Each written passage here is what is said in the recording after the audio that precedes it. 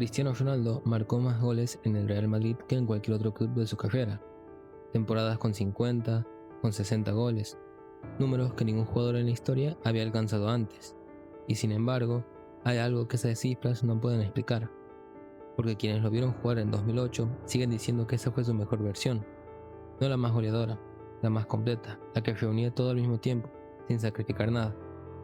Cuando Cristiano llegó al Manchester United en 2003, con 18 años procedente del Sporting de Lisboa, ya era evidente que había algo especial en él. La velocidad, el desequilibrio en banda, la capacidad para marcharse de cualquier lateral con el balón pegado al pie, pero también había algo que frenaba ese talento, la inconsistencia. Abusaba del regate en momentos donde el pase era la solución correcta. Buscaba el espectáculo incluso cuando el partido no lo necesitaba. La prensa británica lo criticaba con frecuencia por eso, y no sin razón. Lo que cambió todo fue el Mundial del 2006. Portugal llegó hasta las semifinales, donde cayeron ante Francia. Cristiano tuvo que cargar con el peso de ser la figura de su selección en el escenario más exigente del fútbol, y esa experiencia lo transformó de una manera que los entrenamientos no hubieran podido provocar.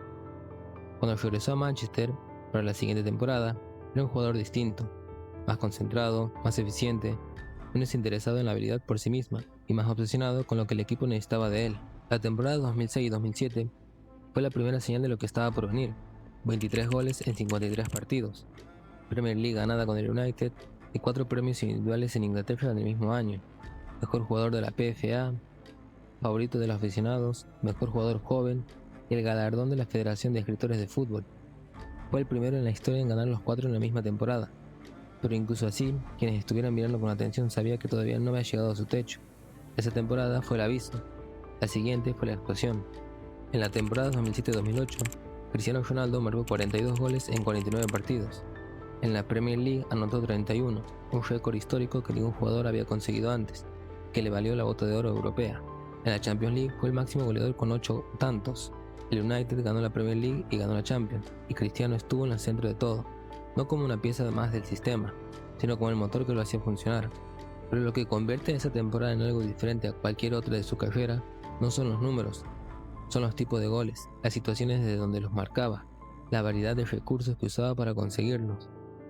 Marcó de cabeza, incluyendo el gol de la final de la Champions contra el Chelsea en Moscú, donde saltó por encima del lateral rival y conectó un remate limpio que dejó al portero sin opciones. Para un extremo de su perfil, ese gol era una declaración de principios. No era solo velocidad y regate, también era presencia aérea, también era timing, también era el jugador que aparece cuando el balón va por arriba y el partido lo necesita. Marcó de tiro libre con la técnica del balón sin efecto, el disparo sin rotación que se mueve de forma impredecible en el aire, que los porteros llaman knuckleball. Uno de los más recordados fue contra el Portsmouth, donde el arquero no llegó a moverse porque no había forma humana de leer la trayectoria. Marcó desde fuera del área, en carreras en profundidad, en combinaciones con Rooney, de penalti. Cuando no marcaba, generaba la asistencia. Ningún extremo en el mundo hacía todo eso en aquel momento. Joven era rápido pero unidimensional. Henry era elegante pero no cabeceaba con peligro. Ribéry era habilidoso pero no tenía el volumen goleador. Cristiano en 2008 no tenía una debilidad clara. Cualquier tipo de situación dentro de los últimos 30 metros era una oportunidad para él. Lo que a menudo se pasa por alto cuando se habla de esa versión de Cristiano es el estado físico en el que se encontraba. Tenía 23 años y estaba en el pico absoluto de su explosividad atlética. Corría los 100 metros en menos de 11 segundos. Su altura de salto vertical rondaba los 78 centímetros, una cifra que habría tenido relevancia en atletismo. Tenía la musculatura de un sprinter y la coordinación técnica de un jugador formado para manejar el balón desde los 7 años. Esa combinación es la más difícil de conseguir en el fútbol porque los dos elementos casi siempre se oponen. La obsesión por el desarrollo físico tiende a sacrificar la delicadeza técnica. Los jugadores que priorizan la técnica desde jóvenes rara vez desarrollan la potencia atlética de los especialistas. En 2008, Cristiano tenía ambas cosas en su punto más alto, sin haber sacrificado todavía ninguna de las dos. En el Real Madrid siguió siendo extraordinario, pero era un Cristiano diferente. El regate ya no era el mismo porque la explosividad de arranque había disminuido con los años.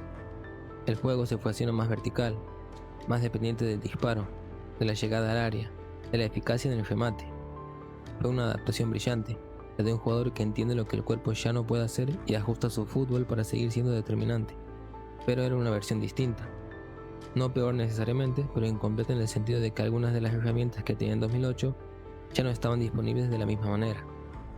El momento que condensa todo lo que fue aquel Cristiano ocurrió el 21 de mayo de 2008, en el estadio de Luzhniki de Moscú, final de la Champions League, Manchester United contra el Chelsea, el partido más importante de su carrera hasta ese momento.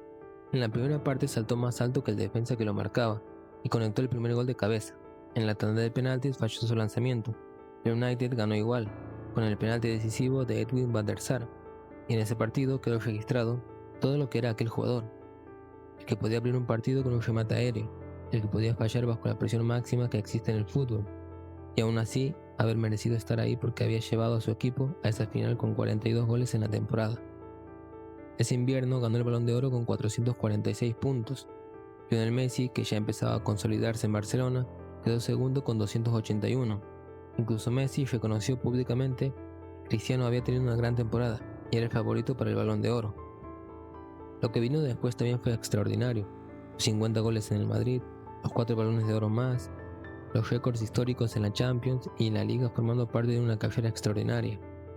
Pero cuando se habla del Cristiano Ronaldo de 2008, la discusión va más allá de los números. Se trata de una versión del jugador que parecía no tener puntos débiles, capaz de dominar un partido de cualquier manera y de influir en cada aspecto del juego.